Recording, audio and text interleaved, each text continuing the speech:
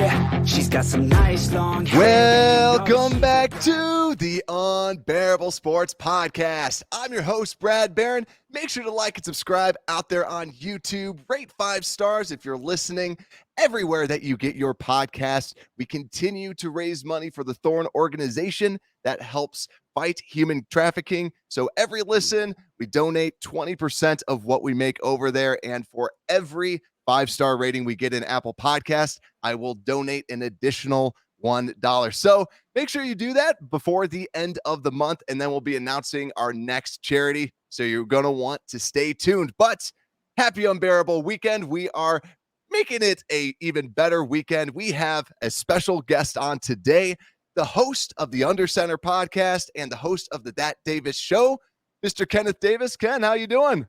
Brad, how have you been? That's nice. I love what you're doing with these charities, man. That was a great open too. But I've been practicing. That's a great ideas, man. That's a really, really great ideas. I've been well. How about yourself? How have you been? Can't complain.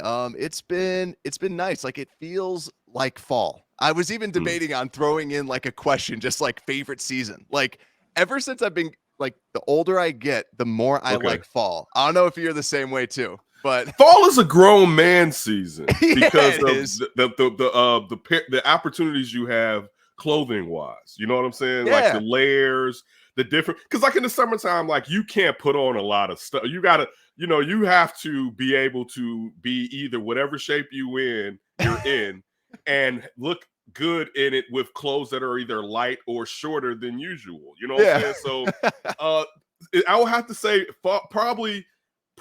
I don't know, man. I like this summer. It's fall probably. I'll have to go.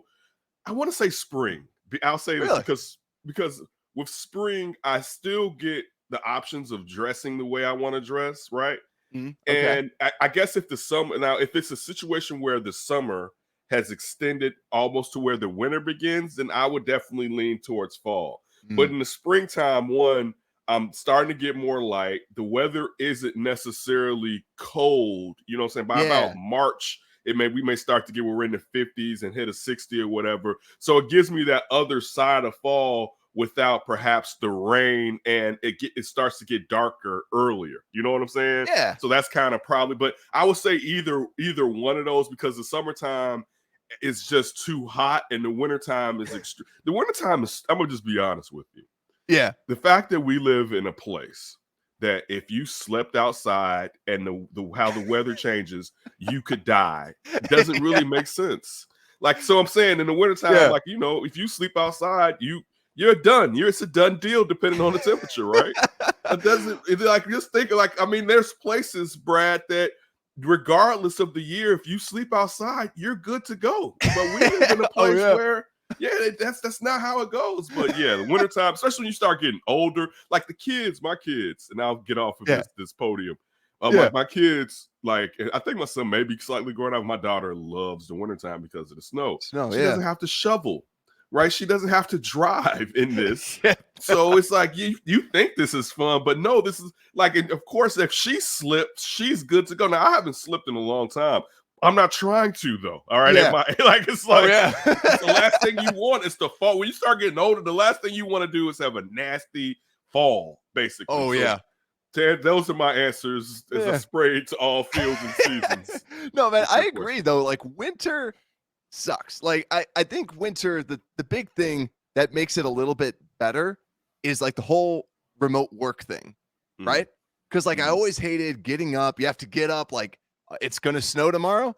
All right, now I got to get up a half hour early, got to shovel, got to throw up my back, drive to work in a pissed off mood, right? Like, and then like with remote work, what's nice is I live in a place that has no sidewalks. So I could just let it be. I just like sit there and I'm like, I'm not going to shovel. I'm not going to snowball. I just let it be. And like last winter, there was like no good snowfalls. So like normally you should be out there shoveling. I just let it melt. It's like, that's not bad. Just let it melt and then we'll be fine. But yeah, the older I get, the more it's like I'm outside just like total dad mode, just like, this is nice. Like, this is nice, right? Yeah, definitely. I need a beer. Look at your lawn. That first Yeah. look at your lawn after cutting it, like, I did this. Yeah, Like, yeah. I'm mowing the lawn on the riding mower, just like, yes. This is what life is. Yeah, this is life. But it's weird the things that satisfy you at different ages. Right. Like you always go, it's that whole turning into your parents where you're just like more and more and more, you're just like, okay, this is nice. This looks good. Look at those nice lines that I did on that lawn, right? Yeah, definitely. No weeds out there. And so we have a bunch of questions, but before we even get into it, I also just want to give a shout out to like just what you're doing over at NBC Sports Chicago. Seems like every time I'm looking over there, like you guys had Seth Rollins on? Seth Rollins. Yeah, you guys had Zach some Miller. awesome. Yeah, some amazing guests on. Like, what's been going on over there at NBC Sports Chicago? Well, with that, one shout out to Danny Wasaki and Claire and Tony. But Danny is our booker. Just one, we have it's excellent people working over there that they get it done. I don't book these guests, you know what I'm saying? So you have, I have great coworkers. One, I'm not even saying that because I wouldn't be the type of person to come on here and slander anybody, particularly somebody I work with. But no, I actually have great coach Josh Schrock and Alex Shapiro, and like I say, Tony and Claire and Danny. I enjoy working with them, and we definitely make it work, and we lift each other up. So for anybody that doesn't know, at 5:30 p.m. on Wednesdays, you can catch the Under Center podcast on NBC Sports Chicago. So whatever station you watch, David Kaplan's Unfiltered and the Football After Show and Bulls and Bears games and Blackhawks games, it's the same station that you can catch us at 5:30 talking a little bit of Bears. And we for the most part, we should have guests. And sometimes it'll be the whole half hour like this. The Zach Miller, we had so much content with Zach Miller that it took up the whole half hour, and sometimes it may be for part of the show, and then we'll kind of do a recap of, saying that guest or whatever. But we would appreciate it if you watched it, if you liked it on YouTube and wherever you get your podcast. But yeah, we're doing a little bit of work over there, but we're enjoying ourselves. And work is the most important thing because it allows us to live, allows us to financially take care of our families. But it's nice to work and enjoy when you're doing it. You know what I'm saying? So shout out to everybody, Michael Allardyce, everybody over there at Catman, everybody over there at NBC Sports. There's so many more people I can name. I don't want to be, you know what I'm saying? Bulldog, everybody that's over there, you know what I'm saying? But it's a, great cast of people. Our guy that used to be on the show, one of the hosts of the Center podcast, Eric Strobel, got promoted and is doing even more things on the linear side and running it like a big boss. So it's good times over there, man. I can't complain. And, saying you can catch that podcast wherever you find or wherever you get your podcasts. Yeah, I definitely suggest it just because, I love what you bring as a host, too. Like, you have serious, questions and you get into it, but then there's that fun side. Like, you guys have fun on the show and joke, and I love it.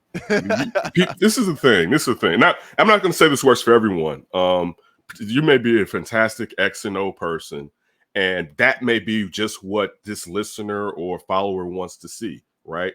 But also you may want to add some levity because for me, and one of the things that we when I talk to the guys about the show is if we're having people want to be around people that seem like they're having fun.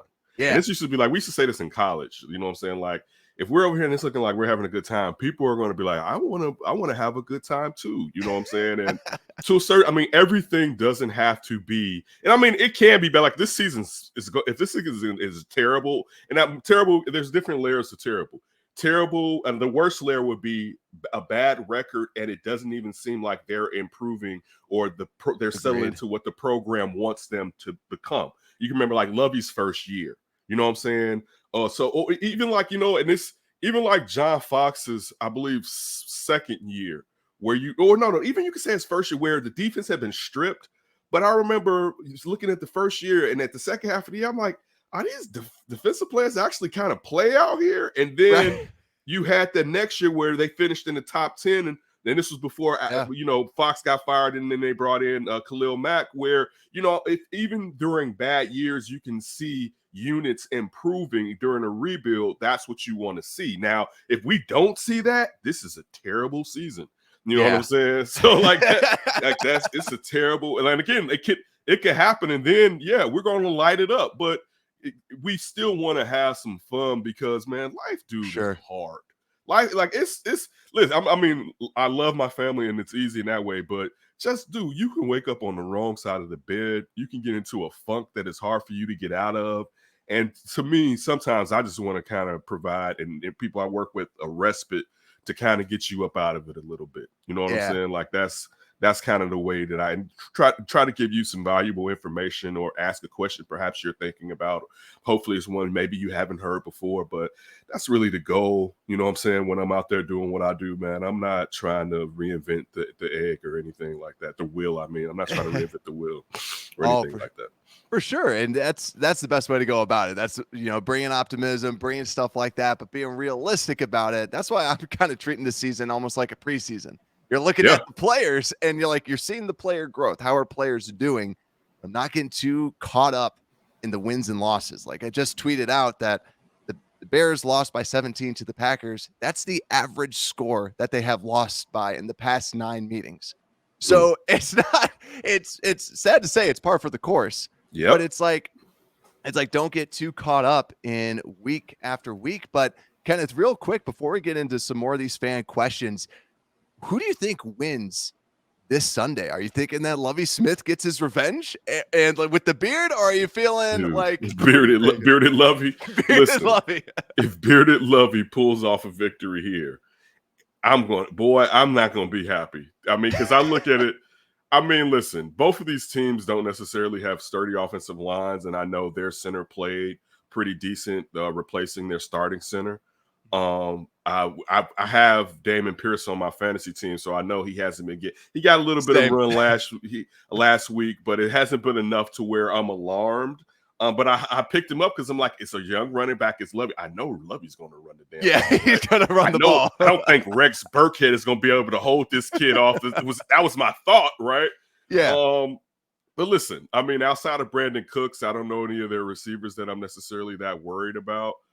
Defensively, we talked to a reporter down there this week, and Lovie's doing what Lovie does, you know what I'm saying? But it's year 1. So you just like here, it's going to take a minute, but there's definitely some buy-in. And of course, they had Lovie there as the defensive coordinator before he got the head coaching job.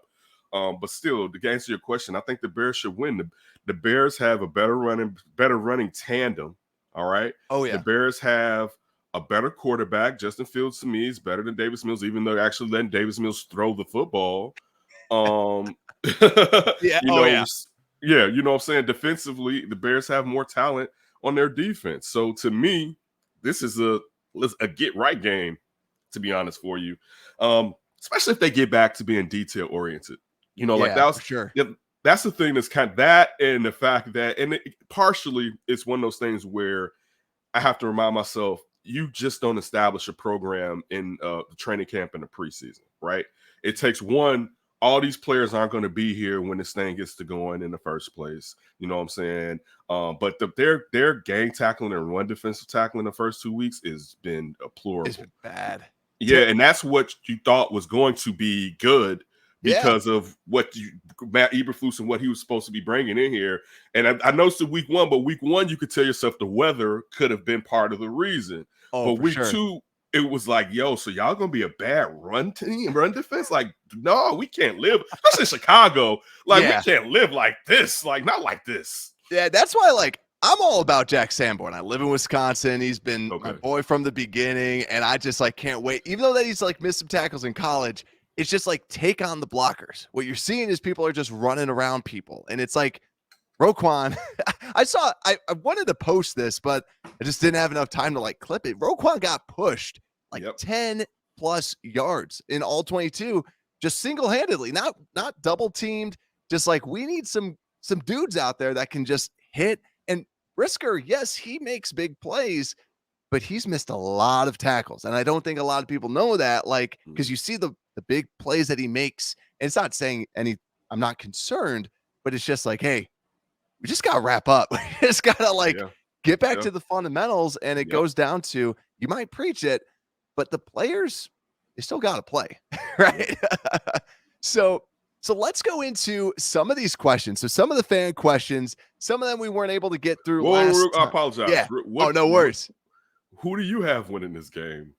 So I still got the Bears winning. I got Okay. the Bears winning. I think it was 16-17 was my official, like Okay. close game. But to be honest, right after like I recorded a preview, right afterwards, I like texted and I was like, I'm kind of nervous. Like this, I'm nervous because it's going to be a hard fought game. And I think both sides are going to be fighting, and it could be scary because this could show a lot about just this offense. And I think that's going to be the big thing, but I think it's going to be low scoring. It's not going to be a very fun game to watch. But I will say when I had Parker Ainsworth, who's a beat writer for Houston Texans on, he actually had the Bears winning like 24-13. So yeah, I got him by at least a touchdown, man. Yeah, I got him by at least a touchdown. I mean, I'm a 20. I was around. I don't know what actually. If you don't mind, real quick, let me see. Let me see, because actually Claire writes down. Thank you for Claire flippantly. So you got it all down. Yeah. Yeah, I actually have she wrote down what we predicted for the scores in the text thread. So I went Bears 27-13. Okay. Josh went 24-10, and Alex went 20-13. So we all have the Bears basically by a touchdown, if not more. Alex has them by a touchdown. Josh has them by 2 touchdowns, and I have them by more than 2 touchdowns. Let's go. Yeah. I have about 2 touchdowns too. I just think it's just, again, look, but see, you've struck me a little bit, because it's one of those things where it depends on how much the Texans players love Lovie that can really mess this up, because players will sell out when they're like, I know my coach wants this game so bad. So that's the only fear I kind of have outside of Lou Getsy's play calling. All right, that's the only fear. and like going back to like John Fox, the Lovie team reminds me of John Fox when he was with the Bears, where it's like I would go into games going, there's no way we're going to win this unless they mess it up. Right. Like there was no way, because the defense was solid and like the offense was just like, okay, we'll try and run it and we'll try and do this. I think it's ultimately like if the offense plays well, 2 touchdowns win, like, right. But it's all about Fields. Just there was people open that he wasn't throwing it to. There was, and I know that it's easy for us to just fight the offensive line, but a lot of this has to come back to Fields someday. And I love Justin Fields, but like I'm not giving up by any means, but it's like he's got to take his game up. So we'll see in a couple of weeks, because hopefully you get Velus back, hopefully you get N'Keal Harry back, and now you have some extra players that can play with them. But actually this leads us to our first question that I'm pulling this one up from Sean Smith _2. Because just talking about the passing game, do you think if the Bears threw more, they would have had a chance against the Packers? No, they still should have thrown more though. Like, I mean, because if you're down by, because this is the thing, even when the Bears got it to where they were just 1 score behind, in your heart of hearts, and I know mathematically it's 1 score before anybody comes back and be like, it's 1 score. But in your heart, did it feel like it was just 1 score? Because playing the Packers, you knew you were going to probably have to score more than just that one. You know what I'm saying? And a field goal, you were going to have to score probably 2 touchdowns to really be able to beat this team. And since they weren't passing the ball, you knew that the chances of them scoring 2 touchdowns was going to be far and few in between, even though the running game, they were running the ball well. But when you get down into that red zone, you got to be able to do something else sometimes, even though I wouldn't run a power QB out of shotgun at that moment. But that's a discussion for a different day. So, no, I feel like they should have thrown the ball, though, because you start to question, what are they saying about Justin? You know, is it like that's what because it's like, so are you not doing it because you feel that he's going to just turn the ball over and put you in a worse place? Or are you not doing it because you just feel like you don't have the weapons? But to me, there should be easier ways to where you're just getting Mooney, particularly and Clement, the ball just to see what they can do in space. You can use that as part of the run game, damn near, just to see if you can get someone else to miss and lather them up. So that's like the frustrating part of the play call, where it's like, yo, and then I know it'll kind of go to a question you have a little later on, but yeah, I don't want to ruin. I don't want to tell anybody the questions before, but just a little tease. No, man, I agree. I agree 100%. I think even if they threw it more, first off, they did technically throw it more, Fields would run it, right? Like there was a couple plays like down in the red zone that they were thinking about this and he ran. And that was the whole thing, is I don't think that Fields had an incredible game. It wasn't a good game for him, right? And I think even if they threw it well, I don't think that anything would have really changed. And because the way that what I would have changed is a completely different story. But I don't think, to your point, we were down by a good amount. And I don't think that, throwing it wouldn't have been like, oh man, look, we're just dissecting them. The Packers have a good defense. Like the Vikings caught them with their pants down. The Bears weren't able to do the same thing. And give credit where credit is due. So we'll see this week. I'm hoping that they pass more, but let's move on to the next one, because this is one that I did not get to last time. This is from N64 Gamer on YouTube. Who is a backup that could develop into a starter next year? I have a couple, but who comes to mind for you, Ken? I mean, come on, we know the guy that probably you would think the most, because I remember draft night when they drafted, be like, get your ass out of here. But listen, as of right now, and it's early in the season, they were right. I mean, it'll have to be Dominique Robinson. Yes. I mean, Mark Anderson 2.0. Just hopefully the second year isn't going to be the same second year, but it's Dominique Robinson. I mean, like the traits, like when they told us, like, yo, this kid, he was a quarterback, then he went to receiver, then he was like, look at Chase Young's body. I can be a defensive end too. It's like, what? And yeah, they were right. I mean, he may be a one-trick pony, but that's a nice trick to have in the NFL, to say the least. Yeah, I agree. And also Mark Anderson, man, he was like one of my favorites, like, because I didn't know what was going on. I didn't know that he wasn't really, like, I hear Alex Brown talking about it, like, dude just grabbed all the sacks, like, and he does it so nice too. Alex does not have hate for Mark. Now I was surprised when I first used to ask him those questions, and he has a fondness for him that you would think someone taking your job, but he separates that in a professional manner. And I remember too, because I was so young, I had no idea that you could get branded like that. I was asking my dad, I'm like, is that a tattoo that went wrong? Like, I had no idea. He's like, okay, let me tell you about fraternities and all this. And it was a moment that we have. But the only other couple other people that I have too, Khalil Herbert, I think, is another guy that but it's like the math. But I mean, it's the math tells you that, though, because what's the chances they're going to sign David Montgomery to a large contract? I'm with you. Like, I didn't think about that, because it's funny you say that. I didn't think about Khalil Herbert, because I guess I even though he is the backup, I don't in a way view him as a backup in a way. Because I know that he's not going to get as many carries as David gets. But the math tells you that David Montgomery is probably going to be gone. And if he is, I wish him the best, because he's been a phenomenal Bear. They just did him wrong for majority of his career here. And I did the same thing too, like literally signing on. I was like looking at my list, and I'm like, I haven't added Khalil. Like, and because it's really he just has to play decent. Like, if he just plays well, they're like, I could pay $8 million for this and get like pretty much the same production. Yeah, dude. Like, if they're smart. I just think we already seen how Ryan Poles does the cap, right? And what's to say that let's not listen? And I'll bring up, I don't know if this person, because I don't think this person will be a starter, but Treston Ebner, they looking at him. They're looking at him as being Khalil Herbert's backup.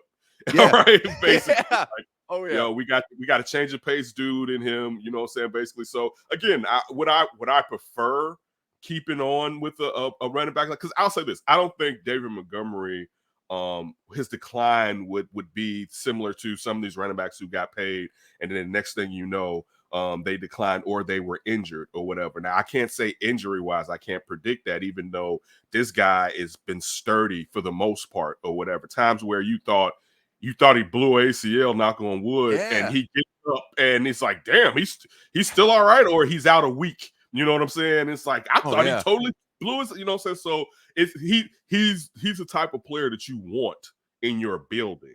But the reality of what this NFL is today, it doesn't make as much sense because that player can get hurt, and it's a running back, and good GMs, you can find running backs. That's just the truth of the matter. I'm not saying they'll be as good as David Montgomery, but you can find running backs, and it's been proven that it's best not to give them their second deal. And I just think it's unfair to running backs, and something should be in the CBA that where when they excel, they should be compensated in a way, because they're not going to get to the back end majority of the time. I think that's what I'm also excited about with the college football stuff, finally paying the players. Yeah. Now you're going to get like some running backs that they're going to go, why should I go to the NFL? I'm going to get drafted in the second round. I'm the best running back in the NCAA. Now I can make millions right here. Right. I'm just going to chill right here. I'm going to get mine, and I'm going to go out and Great point. Because think about it like this, to piggyback what you're saying.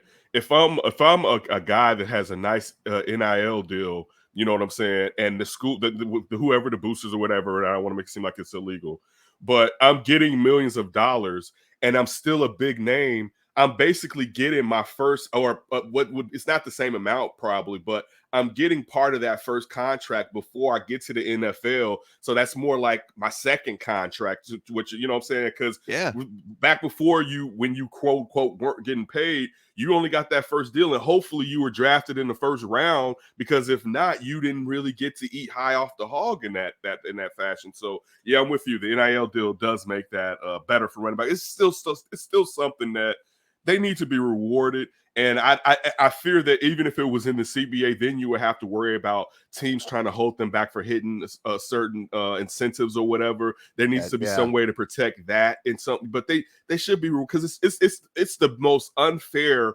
position probably as far as contractually in an NFL, where it leads you to not getting your second deal after you could have had one of the greatest rookie years in the NFL, basically. You know what I'm saying? And I still get why people don't sign them, but it's just one of those things where it's just a raw deal, in my opinion.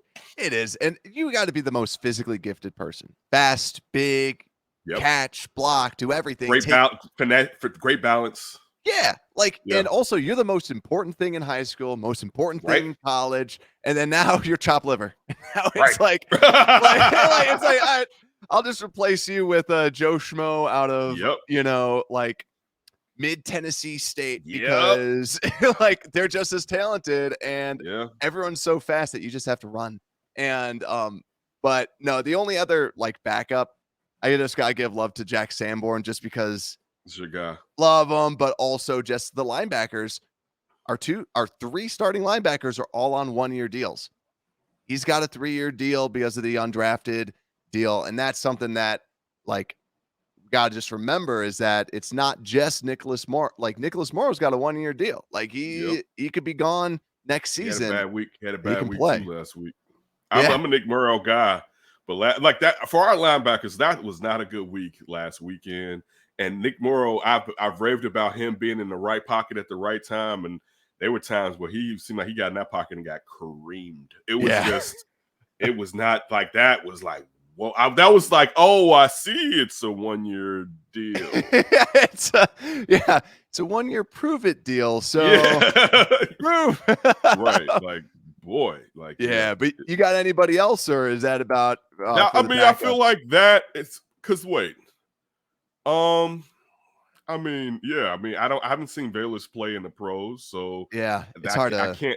I can't honestly tell you. And then think about a lot of these guys that will be backups are starting. Brisker, Gordon, Braxton Jones Jr. A lot of these guys where you'd be like, oh yeah, we'll wait to see. They're out there basically playing and starting. So I'm gonna go. I think, and it was the easiest road to hoe.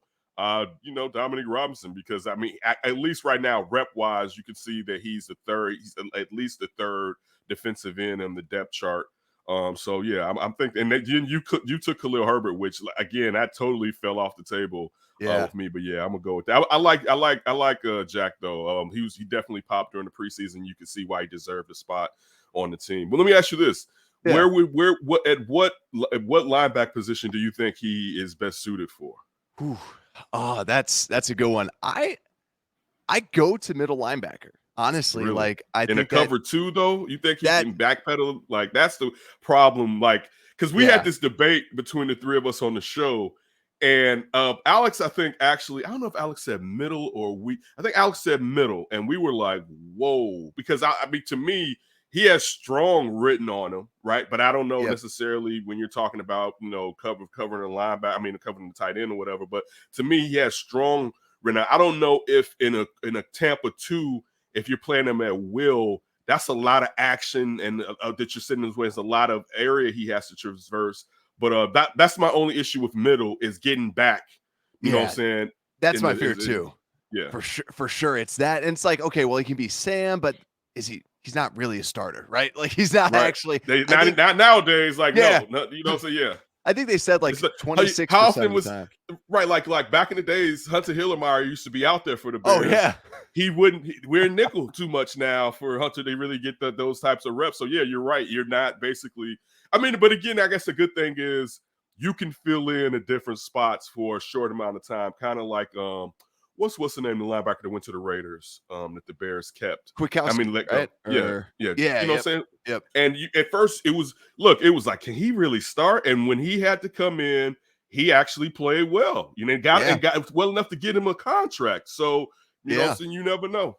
I think about like a TJ Edwards, who was another Wisconsin linebacker. You know, Wisconsin just produces the non-athletes, short arms, but smart in the head, right? Right. Like, and then when they had one like Zach Braun or whatever it was, when he was more athlete and not smart, then he doesn't do as well. But I think like a TJ Edwards type of a role, not him being like this all-time great linebacker, but just someone that can come in. And I like how he shifts side to side. I think that he's very disciplined with that, while we have a lot of linebackers over pursuing. And yeah, but it's going to be challenging. I definitely think start him out with Sam. Huh? You know what place, what team he really would probably be good on? New England. Yes. Bill Belichick would find a spot in that defense for him, right? He would find a place where this is all you need to do, right? Sure. Right. Dante Hightower. You are Dante Hightower. This is all you need to do for us, right? We got a package. We got packages for you. Like he would find a spot for a player like that. You're running head steam at some offensive linemen, and you are just you are just 99% hustle. And but yeah, so let's go over to the offensive side. So this is a history question from 1420. Who is the worst quarterback in Bears history? Now, I gotta be honest, I was looking back at this going, I haven't had terrible quarterbacks from my like conscious, like me paying attention to the Bears, because it was Rex Grossman, Kyle Orton, Cutler. Yeah, none of them are the worst. Yeah, none of them are bad. So I had to like Google. Oh no, they were. Right? I don't know about they were good. One of them was not good. All right, I'm not gonna even let that fly. One of them was, and I'm gonna let you know, I'm an Orton guy, and I'm an Orton guy, and Cutler Day was one of the greatest days ever in our lives. But I always say this: either halfway through the season or past the first quarter of games during that first season. I mean, dude, I love Jay Vandy. Like, I mean, I loved him. I loved him I wanted Jay Cutler to be a Bear so bad. Really? You were a Jay lover? I was a Jay until he became a Bear. And so through the first season, halfway, I'm like, damn it, we got Jeff George. This is not gonna work. Right? Like, like Jeff George, for anybody is not this young. Jeff George was this phenomenal quarterback. I believe he came out of U of I, actually, with some of the greatest physical traits you want to have as far as arm talent, right? Like, this dude's arm talent was in like the top 1 percentile in the league, but he can never get it done. But his arm kept him in the league for like 17 years, basically, right? Yeah. And I was like, oh, this is Jay. This is what, and I mean, Jay had wheels on him too. You know what I'm saying? But I was like, this ain't gonna work, dude. Like it was, and I was like, damn, because you thought finally we got this defense, we got now this athletic quarterback, even though initially Jay didn't really have receivers, you know what I'm saying? Because all he had was like Devin was supposed to be the number 1 guy, and you know that didn't really work for him or whatever. But yeah, like that. So now to answer your question. Yeah, so who's your worst? Okay. So I'm gonna go in my lifetime. All right. So that way it's not like, because I'm not going to go and look at stats, but also too, when you're looking at stats, you have to understand football is different. You know what I'm saying? Completely. They weren't passing the ball like 40 years ago. They weren't passing the ball around like the greatest show on turf or like these teams do today. So if you're going to look at stats in the 70s, the 50s, and the 60s, they're not going to look like that. You know, if you go and look at Bart Starr stats, you're going to be like, why? What? But you're going to look at all the winning that he, you know what I'm saying? So it's just, it's the apples to oranges comparison. But I'm gonna start off with Rick Meyer from Notre Dame, drafted by the Seattle Seahawks, traded to the Bears. I don't know if that was a first or a second round. I can't remember. Listen, came out the same year as Drew Bledsoe, so that was the person he was always connected with, and had no career close to Drew Bledsoe.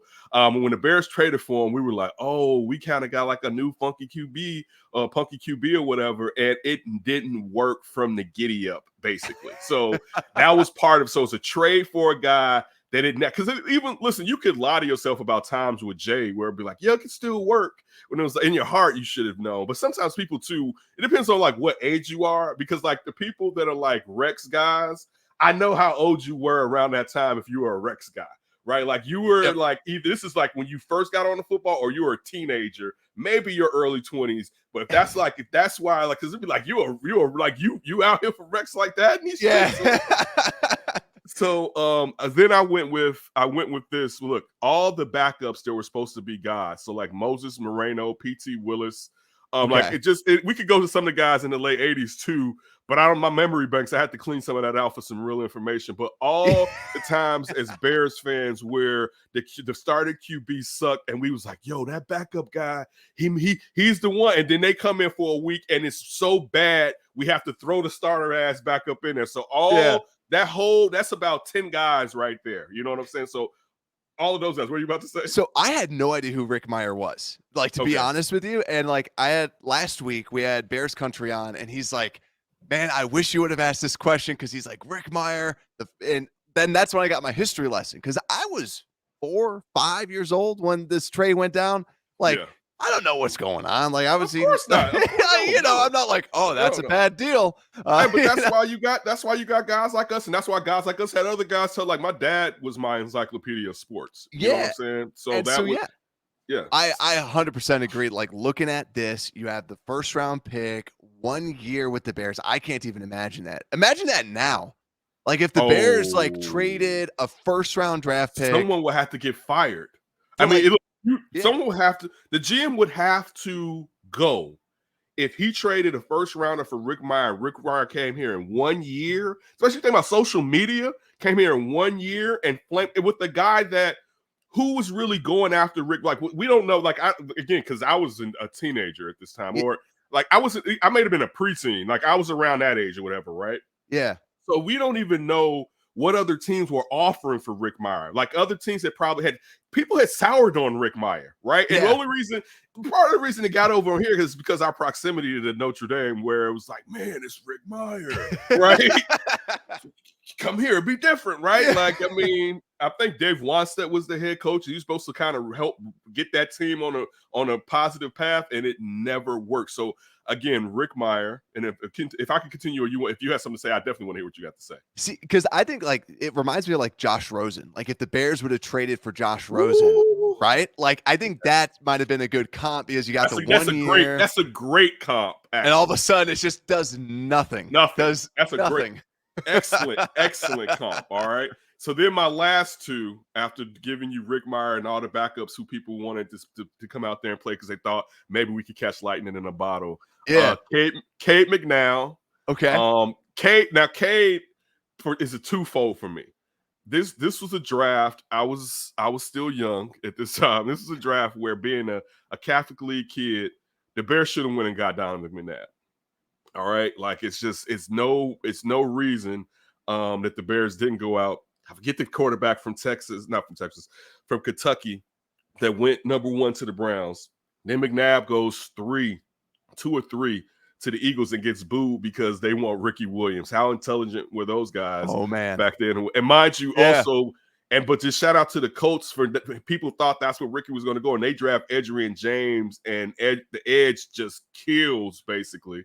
So completely. Then we get to the point where the Bears, I believe, are at 10 and trade down to like 14. And now we keep hearing, and this is at the beginning of like UCF kind of becoming a school in Florida or whatever. Yeah. We keep hearing about this physical, well-built quarterback out of there named Dante Culpepper. Now, we don't know what he can be, but you know his physical traits are ridiculous, right?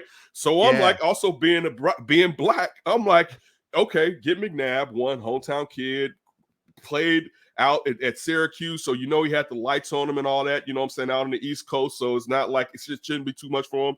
All right, they got McNabb. I mean, some of them, they picked McNabb. Get this Culpepper kid. Let's at least see what he can be. Bears trade down. The Vikings pick Culpepper up in the same division, and we trade down for the guy that was supposed to be the most QB-ready guy, all right, in Cade McNown, and this guy is too busy at Hugh Hefner's doing Lord knows what. Oh my goodness, man. Oh my goodness. I had to pull up the draft class while you were talking with it, but my God, it is like, because Tim Couch first, McNabb, like you said, Couch, Alkali Smith, quarterback out of Oregon, Edge. I forgot about it. It's Achilles Smith. I totally forgot about Achilles Smith, drafted by the Bengals. I forgot about it. I didn't want. I'll tell you this. I didn't want Achilles Smith though. I'll say that. I didn't. I do remember that. I didn't want Achilles Smith. Yeah, and my God, because I'm like looking at this, and here's the thing too. I liked Cade McNown because I didn't know better. Because he was back then. You had Backyard Football was a football game that just came out, and they had, for those that played it, they put everybody from the NFL on, from everyone on their team. Cade McNown was the guy they added for the Bears. So I thought he was this amazing player because he was the face of the Bears for Backyard Football. Okay. And looking at this, you're like, you missed on Dante, you missed on Champ Bailey. Like you traded down for David Boston, Chris McAllister. Yeah. Whew. Yeah, that's bad. Think about that. Think about that. Yeah, dude. This is my Bears right here, right? Yeah. This is when I'm in my, and look, so then Cade and this guy was here briefly, but just the thought of what you thought, Cordell Stewart. Oh my, the Cordell experience in Chicago was so bad. Yeah. And you hope that we could just squeeze a little bit more out of Cordell, and it was terrible. So those are my worst in my lifetime Bears quarterback. I'm sure I'm missing out on one, but those are my guys. I wouldn't put Rex up there. Rex definitely wasn't the worst. I wasn't a Rex guy, but Cal Orton definitely doesn't deserve to be up there. Jay, statistically, you can't put Jay up there, even though. Oh my goodness. Yeah, and that's where to me, it's for me, it's Mike Glennon. And it's like, and that's where it's like, that's a good one. Games, that's a good one. And looking back at it, I was like, okay, we didn't have terrible quarterbacks when I was really focused into football, like I was saying. But at the same time, too, it's like, Glennon was bad, even though it was just 4 games. You had all this thing, and I feel like the scar of Mike Glennon is worse, even though we didn't have all this extra baggage. Now, dude, when I'm I live in Wisconsin, and people are like, yeah, remember the time Bears signed Mike Glennon? It's like, it was 1 year. We moved on. We didn't take on that baggage, but man, it's like that still gets brought up. Like, who was the long neck, the ginger giraffe that you guys had? And it's like the ginger giraffe. Yeah. I've never heard. You never heard wow, that? that's some good name calling right there, man. That's Chef's kiss. Exactly. When I heard that, I was like, I ain't even mad. I'm not. No, that's a good one. I'm not. I like that. Like, I like that. But, dude, yeah. So those, we went in there good. But this next question is this one I was really excited about. There's two that kind of like blend in together, but it got me thinking. Like, if you weren't a Bears fan, this is from Sam I Am Gaming. If you weren't a Bears fan, what fan base would you be? And also, he asked if we played any high school ball. Okay, so growing up, I did have a side boo team in the NFL, and that was the San Francisco 49ers. Okay. Yeah, so I would probably still, and they would have had some lean years with the 49ers, not as lean as my Bears years, but I probably would still be I would be like a full-on 49ers fan. Probably that would be my other team. And yes, I did play football in high school. Yeah, so for me, I did not play high school football. I didn't have an aggressive bone in my body. Played a little bit in middle school. Like, everybody was running the football. I was good at covering. And so I was like, no one's passing. This sucks. like that's like what my time to shine. But like when the ball came out, like I could not tackle to save my life. So it was like, it's like I just want to cover. And so I was like, I'm out. I'm gonna play some pickup games and play tackle football in the snow. But nothing like that used to be. That's when we talked earlier about the seasons, that used to be one of the best parts of the wintertime because you could go full on to tackle kids outside because you're falling on the snow. Yeah, I'm with you on that one. Yeah, just fun. And like, there was no risk for injury because everyone's like slow moving out there. And but no, with other fan base, I gotta go Houston Texans just because I'm originally from Austin. And like, it was kind of like the new I'm also a sucker for all like the new teams. Like when Charlotte Bobcats came out, I'm like, I low-key kind of like these guys. And they had like Sean May and like Okafor, Emeka Okafor back in the day. Yeah. But like the Texans are kind of like, but it's like if I had to have a second like NFL, what other fan base, I would kind of lean there. I still got family down in Texas, and like I think a little bit of that. Like my parents are all from Chicago, though. Like everyone's from Chicago, from like Oak Park, and so that's hence the alliance. But mine's look, it's funny, Rick. So I was thinking in my head when you said that, I was like, there's a Till team that was my team for a minute. And I was like, the Jags, and it was like, and then you just said it, the Titans were my other team too. Yeah. I was going to go to college, switch schools and go to college at TSU. And at this time, I was such a huge fan of Eddie George and Steve McNair. I remember Steve McNair's draft when they were still, saying the Houston Oilers before they moved.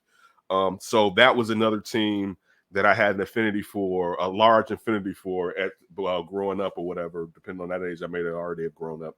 But those the 49ers, and I would say the Titans, but definitely 49ers, but and the Titans too. Even the Titans a little bit too, because like growing up in Austin, it was all UT. It was UT everything. Ricky Williams, as we just talked about, like Ricky was the man. Definitely. Vince Young, when he came out, went over to the Titans. Like I was like, okay, I low key, I'd be playing Madden growing up and being like, I kind of want to be the Titans because like I want to be Vince, Right.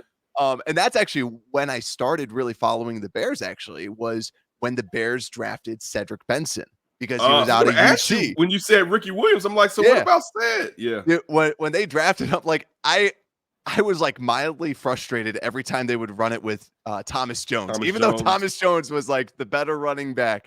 It was one of those things where, like that's actually when I really started getting into it because it was all Texas for me. Like before that, which your Bama Crimson Tide. I know you're an Alabama fan. That was Tide all day.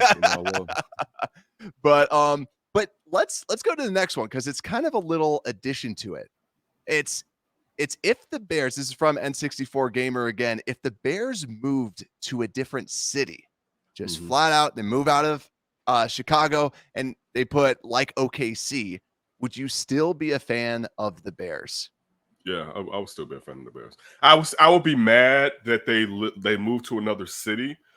But also depends on what happened to make them move. If they were getting a raw deal, like I mean, if you're trying to make as much money as you're trying to make. That's why people aren't as mad about the Arlington thing as if it was 20 years ago. Because people are like, look, it doesn't make sense, really. You know, these are Bears fans, and sense and Bears fans usually don't coincide with one another, right? Yeah.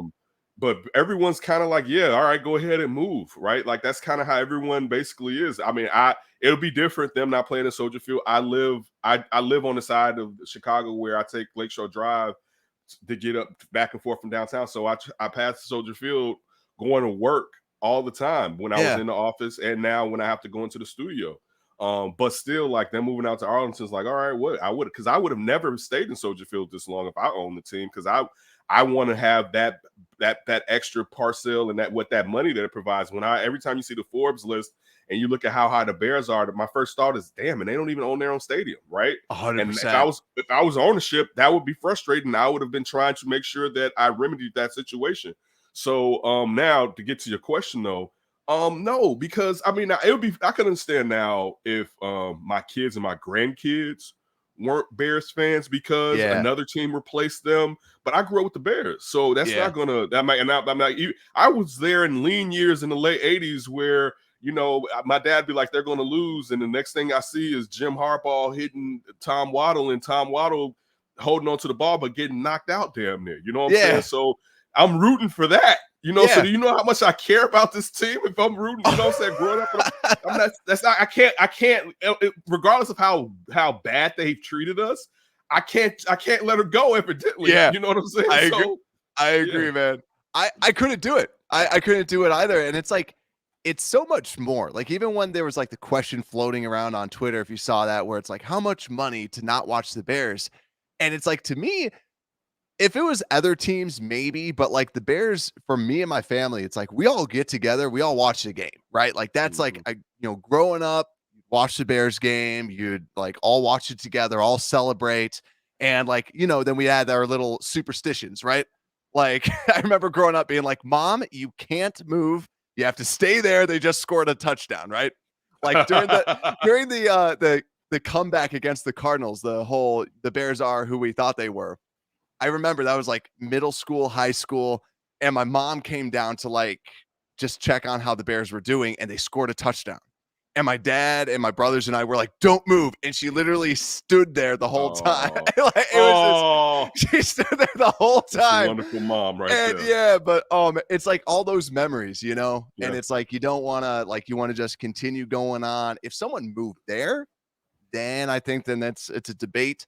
But I think ultimately, it's not going to change. So, but I'll probably go to more games because I would travel to go see him at this place. I mean, again, I would be upset, but it's like, for instance, the thing is, like, my family, she'll watch Bears games with me, but it's not as many as when we first got together.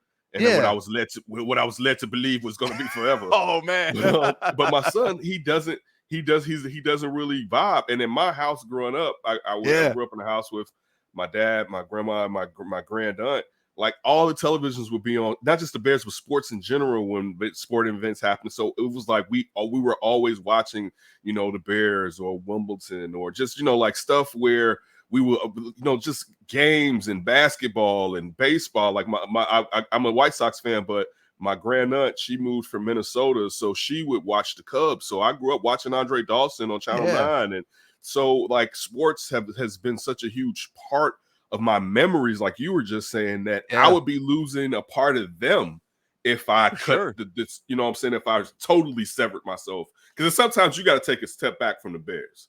Right? Like, I'd be like, you know what? I'm hurting myself with what you guys are doing over there or whatever. What did you guys do? Oh man, come on. Like, right. It's like, I can't do it. I can't do it. Like, I can't go down this rabbit hole with y'all right now because it's too painful sometimes. Yeah, I feel you there. But we'll do two more questions and then I'll let you go. So this one's definitely more Bears nowadays type of questions from baseball and whatever.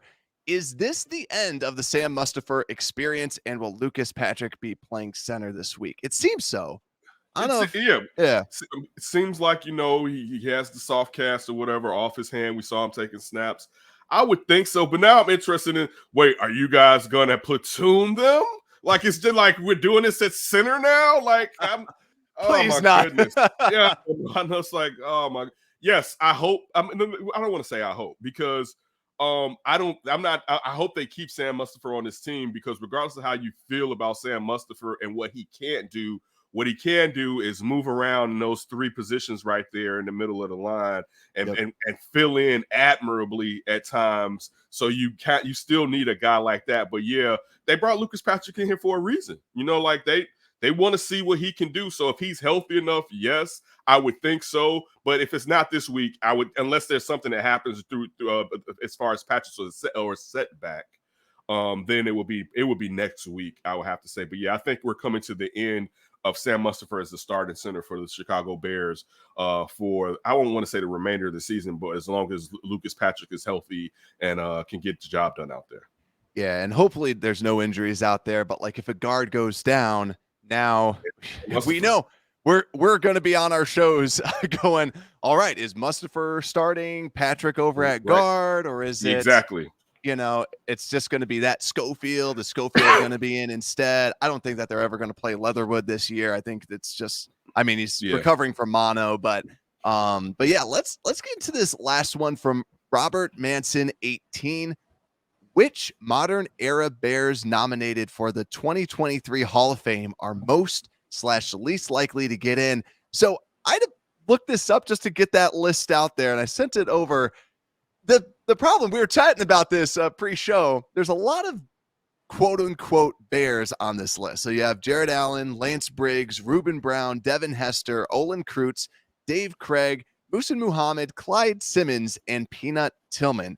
I feel like we could cross off some of them. I know we both agreed on that. Yeah, like we could take Jared. Now, Jared Allen, he will be a Hall of Famer, but he's not a Bears Hall of Famer. Reuben Brown was basically a Hall of Famer before he got here, and Reuben Brown was at least a key cog on the Bears team. It wasn't like a sip of coffee or he didn't perform here. He was part of a really good Bears offensive line with Olin at the center and saying Fred Miller and just all those guys that they had on that line. But he's not a Bear in our hearts of hearts when we think about him. Devin Hester is, well, let me finish the guys that are out. Dave Craig won no, and I don't think Dave Craig should be in the Hall of Fame. And it's not a knock on Dave Craig. Dave Craig, he had a long NFL career and became one of the most successful backup quarterbacks as far as he was going to end up out there on some Sundays. You'd be like, Dave Craig is playing. He may be on your playing for your team, like the Bears, or he may be playing for the Cardinals. And you'd be like, Dave Craig is going to be out there with his small hands. Muhsin Muhammad, I don't even think Muhsin Muhammad is a Hall of Famer. So, but definitely if he was a Hall of Famer, it should be with the Panthers and not with the Bears. Clyde Simmons, I believe a Hall of Famer, but not here. I believe probably with like the Eagles. I can't even remember where Eagles. That's what I say with the Eagles. So those guys, we can give them their props for if they're deserved, in our opinion, if they deserve to be Hall of Famers, but not as far as Bears Hall of Famers.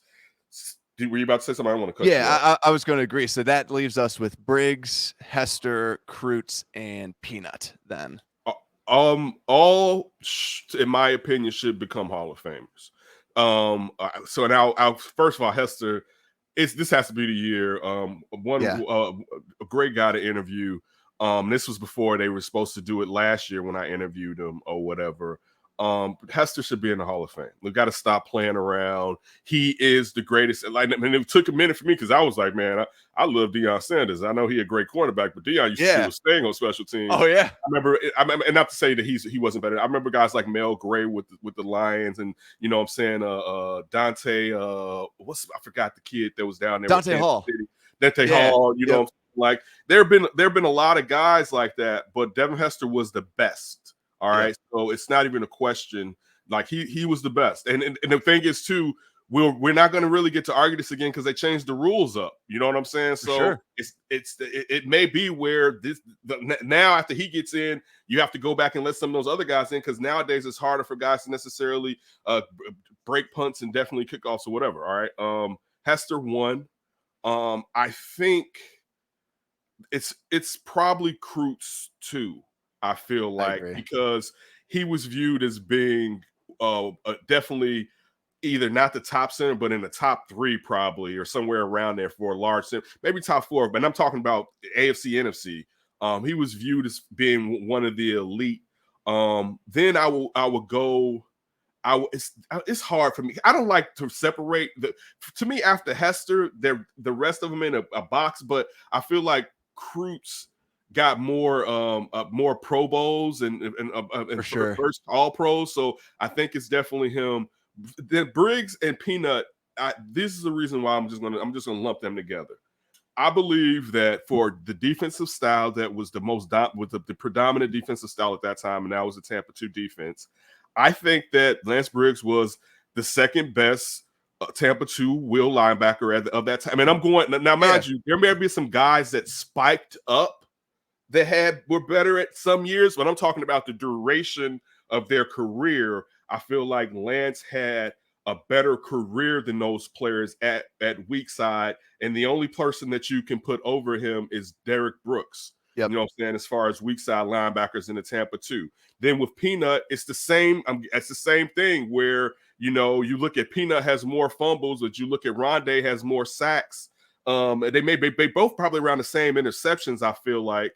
But I feel like Peanut is the second best cover 2 cornerback behind Rondé Barber. So for me, if you were, and this is in sports in general, if you were in it, I could do top 5, but I'm gonna be selfish and go top 4. Yeah. If you were in the top 4 for a large majority of your career, I kind of feel like you should be a Hall of Famer. You know what I'm saying? Like I agree. I think that's where right around there, so we could give or take. Now, some people could have brighter spots to where they could all fall down to maybe 6, but they burn so bright, you can be like, man, listen, it's not a Hall of Fame without putting that person in the Hall of Fame. And I can understand that argument. But if you were really in the top 4 for the duration of your career, you hung around half the years you're in the top 4, even more than half the years you're in the top 4, I think you should be in the Hall of Fame. And this isn't the Baseball Hall of Fame, it's the NFL Hall of Fame. Yeah, exactly. And I agree. Hester changed the game.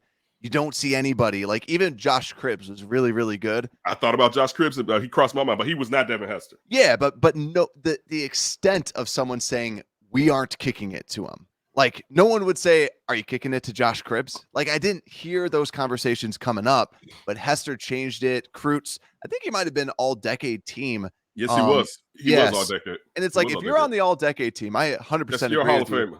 Yeah, if you're top at your position, go in the Hall of Fame. Like you deserve that. But Peanut and Briggs are always like hard because Briggs to me, I felt was like a better player. I thought the amount, just how good he was, and just he was kind of disrespected with a lot of it. Like a lot of focus is on Urlacher, Right. but the way that he would stuff the run, I remember seeing the stats. He was always like number 1 in tackles at the line of scrimmage or behind the line of scrimmage. The dude could tackle.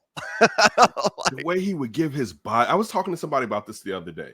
The way that Lance Briggs would give his body away. Like I hope Lance Briggs has a long life.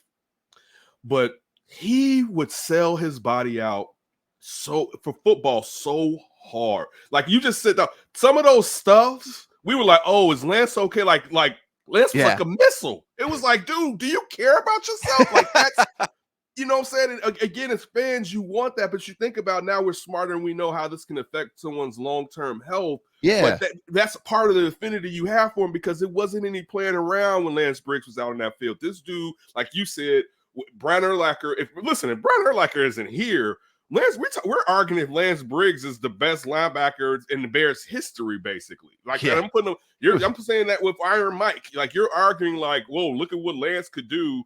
You're like you like if Brian Urlacher isn't here, we just had 2. We had one in Brian Urlacher who was on another level, but it wasn't like Briggs' level was that far below it, and it also was the point that Briggs can never surpass Urlacher because Urlacher had already built up that aura around him where it wasn't necessarily going to happen too. And also, hats off to Lance Briggs. Like, I felt like there was so much attention on Urlacher's retirement. Like he's like, I don't want to be anywhere besides a Bear. Briggs was still good, and he's like, I guess I'm gonna. I'll leave too. I love that. That's why I love these. I'm sorry. Go ahead. No, it was just like, that's what's so like, I don't think that there's enough said about like, it just seemed like he just was like, all right, bye. Like just left, That's why I like that team of Bears. I always feel, and Alex Brown basically told me no.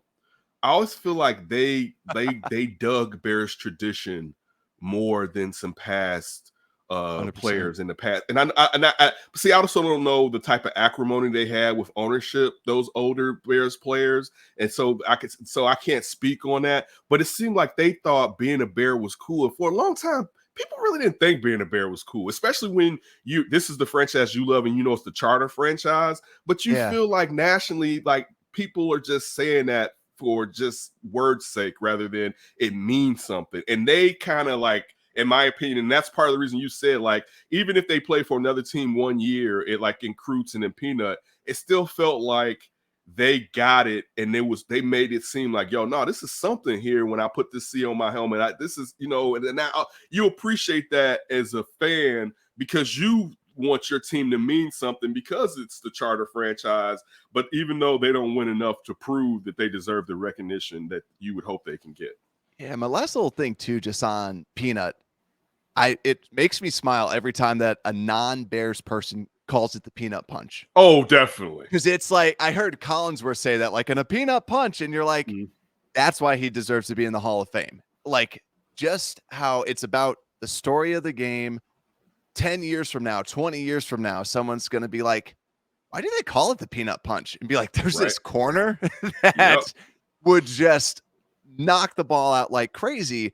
And it's that, like, I could see him getting into the Hall of Fame. I could see it being like how I am when someone gets in from like the 50s or like 60s or like, who was that guy?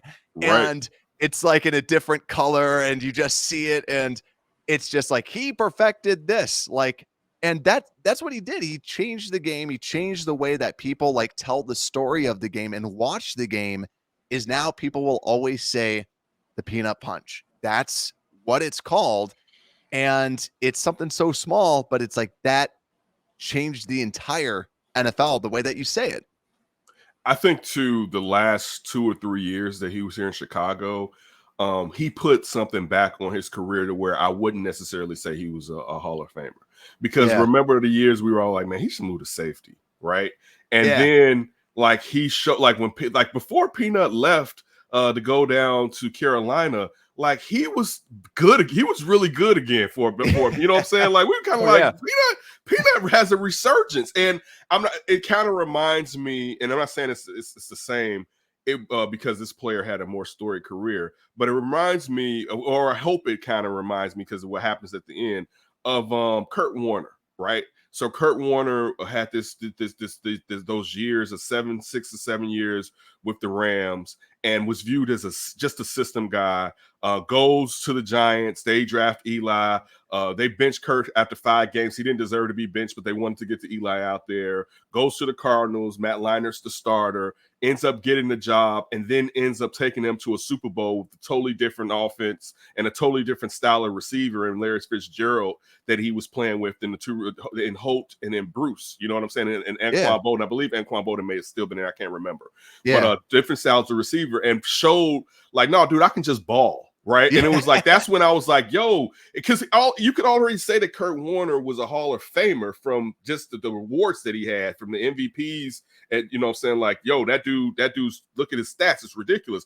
But to go and prove I'm not just a one trick pony, you know what I'm saying? And that to me is kind of like Peanut, where Peanut had those first year, then it kind of went bad. I mean, he kind of was average, and then he had some years again. Then he kind of had some years where it went, and then he had like 2.5 more years. And it's just like where it was like, okay, you had a larger breadth of time where you could say, yo, at this point, Peanut was like in the top 4, top 5, you know what I'm saying, cornerbacks, you know what I'm saying? So that's kind of even, I'm with you as far as being a part of the story also is important.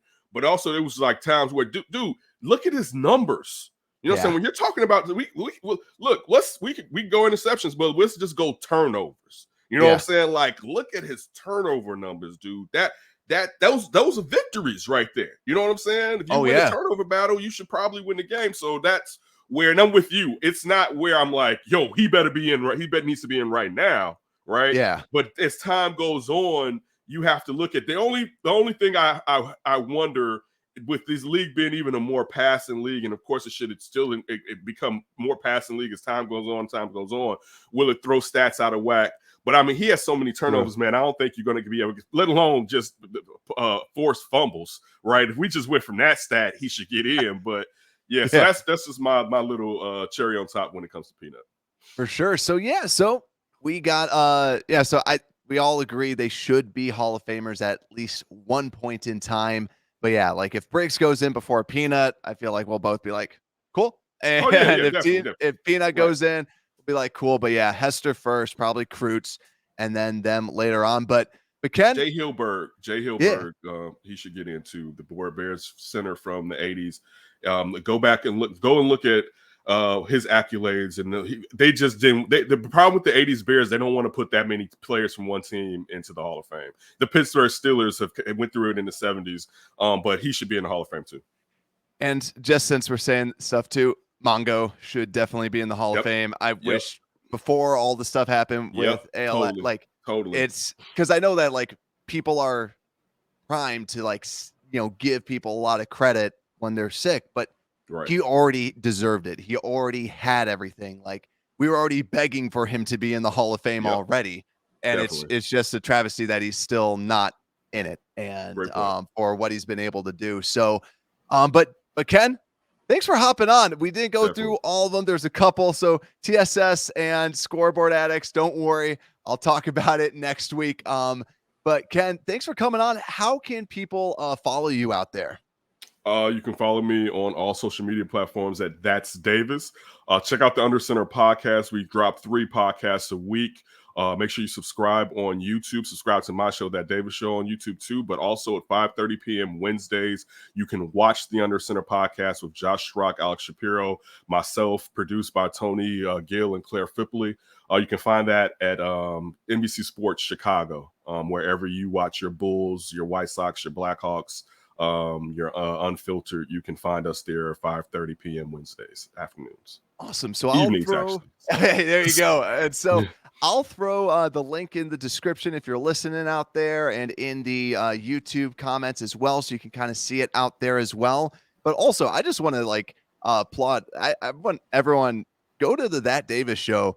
I really like listening to that because to me it's like a nice break between. I have a lot of Bears stuff going on and like NFL draft stuff, and what I love about that show is you guys talk about some awesome stuff and just like real stuff, funny stuff, Bears. So it's like a perfect like break in between some of the Bears stuff, I feel, because you guys talk some Bears, but then you guys talk about all sorts of music, whatever it might be, and it's definitely a must listen for any Bears fan, any just fan that's out there. Thanks, Brett. That's listening. So I'm a huge fan, but Ken, you're welcome anytime. Thanks again for hopping on, and Unbearable Sports Podcast.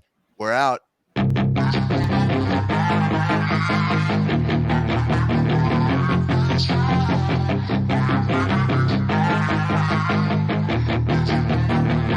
Yeah, she's got some nice long hair, and you know that she's a bad chick.